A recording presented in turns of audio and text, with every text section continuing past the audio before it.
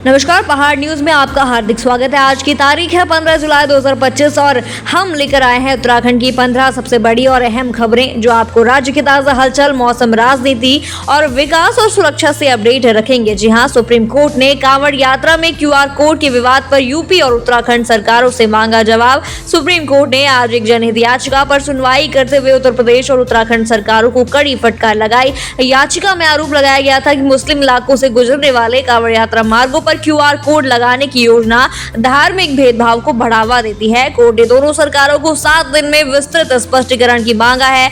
ये मामला धार्मिक और संवैधानिक दृष्टिकोण से बेहद ही संवेदनशील बनता जा रहा है। देहरादून और बागेश्वर में मूसलाधार बारिश, मौसम विभाग का ऑरेंज अलर्ट जारी। उत्तराखंड में मानसून पूरी रफ्तार में है। देहरादून, बागेश्वर और आसपास के इलाकों में लगातार हो रही बारिश से जनजीवन अस्त व्यस्त हो गया है। मौसम विभाग ने अगले 48 घंटों के लिए ऑरेंज अलर्ट जारी किया है। बिजली गिरने और भूस्खलन की आशंका जताई गई है। प्रशासन ने लोगों को पहाड़ी क्षेत्रों में यात्रा से बचने की सलाह दी है। पंचायत चुनावों पर हाईकोर्ट की रोक, आरक्षण प्रक्रिया में गड़बड़ी का आरोप। उत्तराखंड हाईकोर्ट ने राज्य में प्रस्तावित पंचायत चुनावों पर रोक लगा दी है। कोर्ट ने कहा कि आरक्षण की अंतिम सूची में बदलाव अंतिम समय में किया गया, जिससे चुनाव की निष्पक्षता पर सवाल उठे। ये फैसला ग्रामीण राजनीति और स्थानीय प्रशासन के लिए बड़ा झटका माना जा रहा है। मुख्यमंत्री धामी का ऐलान, बड़े मगरमच्छ भी नहीं बचेंगे, उत्तराखंड होगा भ्रष्टाचार मुक्त। मुख्यमंत्री पुष्कर सिंह धामी ने आज फिर दोहराया कि राज्य सरकार भ्रष्टाचार के खिलाफ जीरो टॉलरेंस नीति पर काम कर रही है। उन्होंने कहा,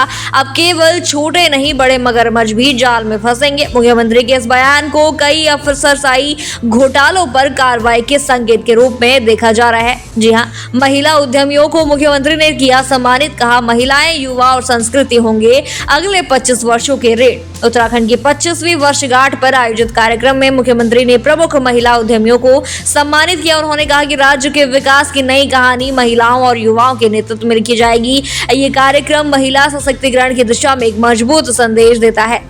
अध्ययन में खुलासा, उत्तराखंड बन रहा एक्सट्रीम वेदर इवेंट्स का हॉटस्पॉट। IIT रुड़की और IMD एक संयुक्त रिपोर्ट में दावा किया गया है कि उत्तराखंड में पिछले 10 वर्षों में चरम मौसम घटनाएं, जिससे भारी बारिश, सूखा, बर्फबारी तेजी से बढ़ रही हैं। इसमें कृषि, पर्यावरण और लोगों की आजीविका पर सीधा असर पड़ा।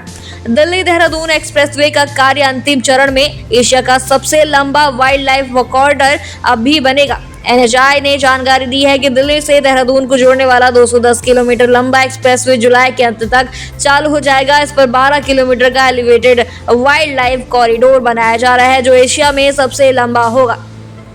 देहरादून हरिद्वार ऋषिकेश मेट्रो परियोजना को मिली मंजूरी, काम 2026 से शुरू। उत्तराखंड मेट्रो रेल कॉर्पोरेशन से ऐलान किया है कि अगले वर्ष से लाइट मेट्रो रेल का निर्माण शुरू होगा, जो 73 किलोमीटर लंबे मार्ग को कवर करेगी। ये तीर्थ, पर्यटन और स्थानीय आवाजाही में क्रांति ला सकती है।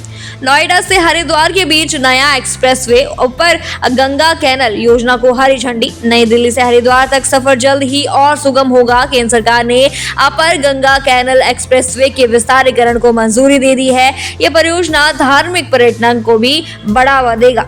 उत्तराखंड तकनीकी प्रवेश परीक्षा की काउंसलिंग शुरू, पहली सीट अलॉटमेंट सूची जारी। UKSEE 2025 परीक्षा के आधार पर बीटेक सीटों की पहली अलॉटमेंट सूची आज जारी हुई। छात्रों को 18 जुलाई तक ऑनलाइन कंफर्मेशन देना है। ये प्रवेश प्रक्रिया राज्य के उच्च शिक्षा ढांचे को मजबूत कर रही है। जी हाँ, देहरादून में भारी बारिश से मकान ढहा, 2 घायल, कई परिवार बेघर। बीती रात देहरादून के विकास नगर क्षेत्र में भारी बारिश के कारण एक पुराना मकान गिर गया। मलबे में दबकर 2 लोग घायल हुए हैं। स्थानीय प्रशासन राहत और पुनर्वास कार्य में जुटा है।